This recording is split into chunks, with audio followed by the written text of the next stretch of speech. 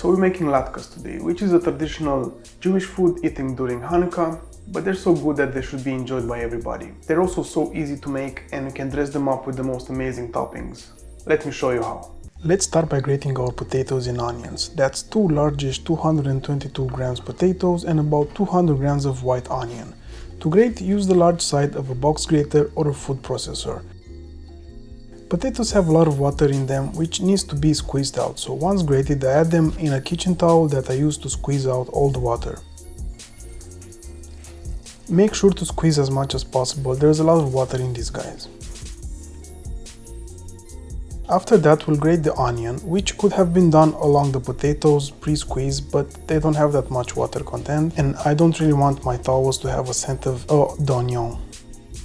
Now add 2 tablespoons of flour, 3 tablespoons of panko breadcrumbs, half a teaspoon of salt, half a teaspoon of paprika and 1 of garlic powder. Add 1 teaspoon of baking powder and ground pepper to taste. Then add 2 eggs, no need to add them one by one, and mix it all with your hand until it can hold its shape.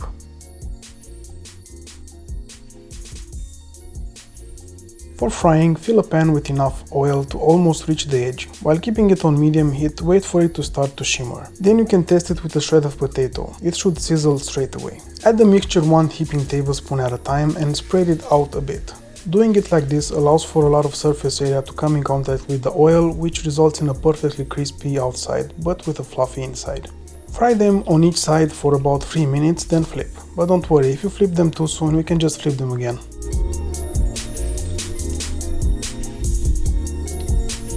Once crispy and golden brown, take them out on a cooling rack and sprinkle them with salt.